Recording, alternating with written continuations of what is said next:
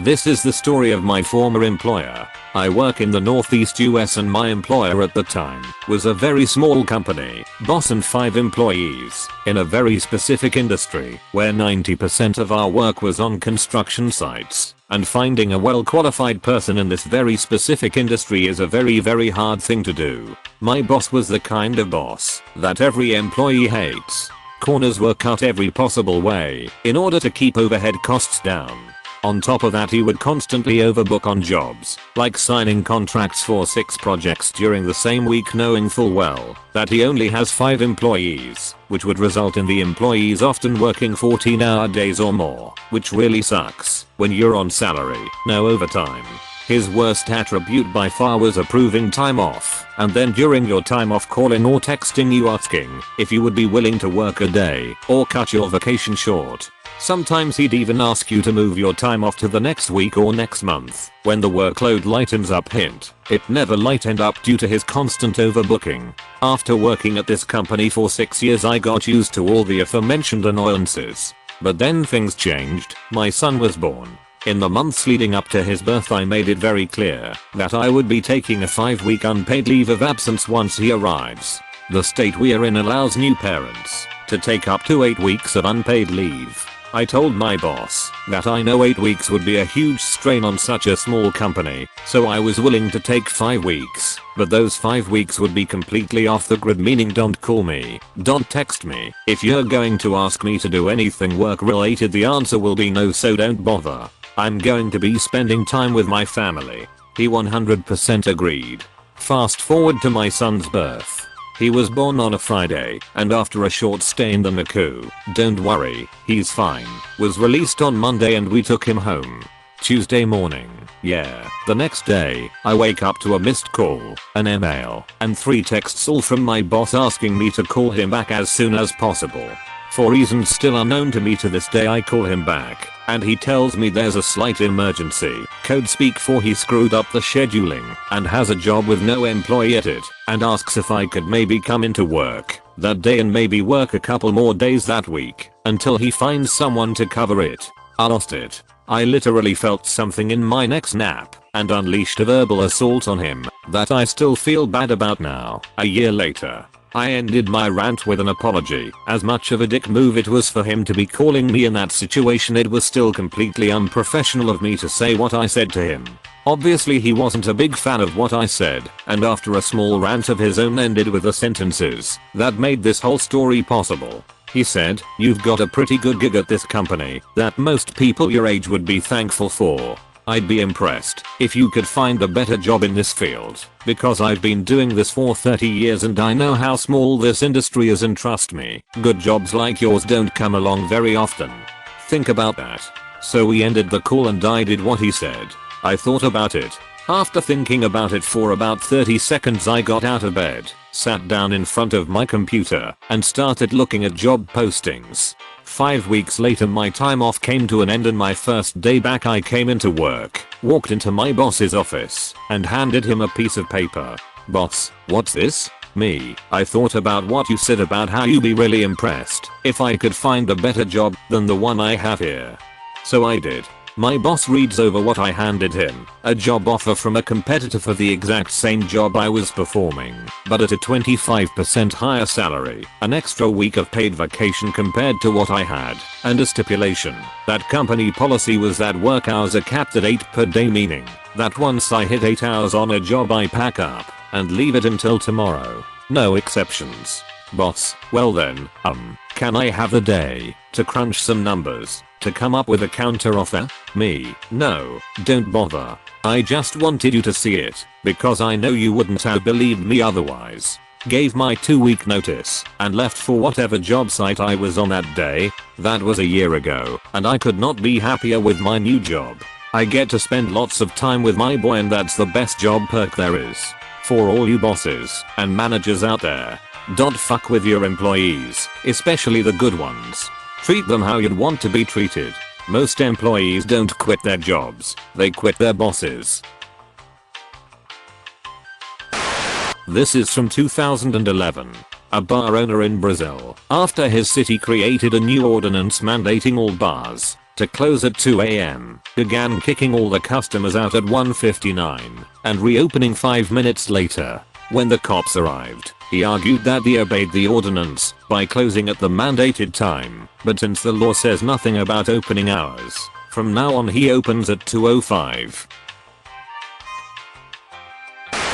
I had mentioned in my previous post that my prior office building was located right next to a grocery store that was a popular lunch destination due to the proximity and their variety of quick lunch options. I had also mentioned that I would often be the first on my team to take lunch and would often ask my team if they wanted me to pick up something while I was out. My colleague Daniel would frequently ask me to pick up bananas. This was another day at the office and another planned trip to the supermarket next door for lunch. When I told my team I was heading out and asked if anyone wanted anything, Daniel gave a slight variation of his frequent request. One banana. Just a small one. He handed me $1 to buy the banana, which I handed back to him because I wasn't worried about buying something that would cost less than a quarter. I headed to the store, picked up my lunch, and headed over to the produce section in the giant banana display. This time I spotted something at the top corner of the display that was a little more frequently stocked than the red bananas. Mini bananas. And thus, an idea was born. The mini bananas were sold by weight and the bunches were already bagged in plastic, so I couldn't just break off one from a bunch. They were about the same price per pound as their normal sized counterparts, so I grabbed a bunch of the mini bananas and one regular but small banana that Daniel asked for and went to check out.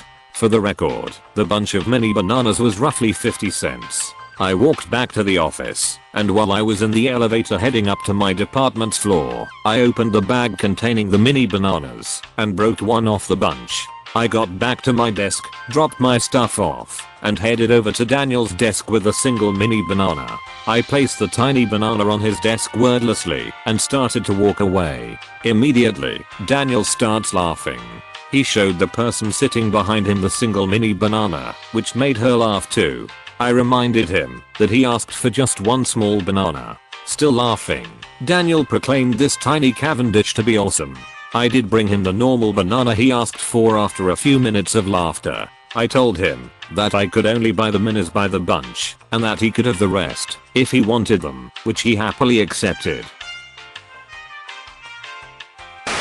Years ago, I was working for a university as a secretary for a rather large department. I was told by the chair to call everyone by their first name rather than the formal Dr. So-and-so. I complied and life went on with me using informal names and them doing the same for me. However, about a year later, I called to Dr. So-and-so in the next room to ask a question.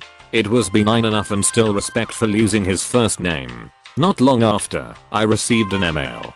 He addressed it to Risley and stated that I needed to call him Dr. So-and-so and not to use his first name. I knew this was a way to establish his superiority over me, but I would not have it. I may have been the secretary, but I was still a human being who deserved respect too. Here is where the malicious compliance came into play. I wrote him an email back addressing him as Dr. So-and-so. I agreed to call him by his formal name, but I insisted that he do the same to me. I'm no longer Risley but Mrs. Doe. I copied the department chair and executive aide so all were in the loop. He went to the chair to complain, but she sided with me, and so it began. From then on out, it was Dr. So-and-so on every correspondence, and when I spoke to him, if he addressed me as Risley, I would remind him that I wanted to be addressed as Mrs. Doe and would not answer until he addressed me as such. This really got on his nerve. He did not want to be the only one to call me by the formal as it messed with his need for superiority over a peon. It only took less than a week before he wrote me again. This time, it was to say to please call him Paul instead of Dr. So-and-so. No apology to me, just a resounding white flag surrender. I took it as a small win for the peons and proceeded to call him Paul. I worked in that department for 8 years and we never had another problem like this. On a side note, I always called him Dr. So-and-so in front of and to the students, as most wanted to be addressed as such in their classes. Spurred on by John vs. Big Fuel Co. I have a story told to me about 22 years ago by a builder friend. One of the things builders hate is an architect or draftsman who assume builders are thicker than the two short planks they've been told to nail together. My friend agrees to a contract to build an extension to a house in Wales. Hilly Wales. The only problem is that the couple asking for the work has picked the worst pig-headed type of architect money can possibly buy. He gets the plans and starts the build, but before long he notices something odd about the drawings for the new extension and calls the architect to query it. The architect isn't having any of it, giving him the whole "just do your job, the plans are fine" without even letting my friend finish explaining the problem. Well, fine. Before long the architect comes to site at the owner's request, they're in on it, and walks into the main part of the house to see the problem.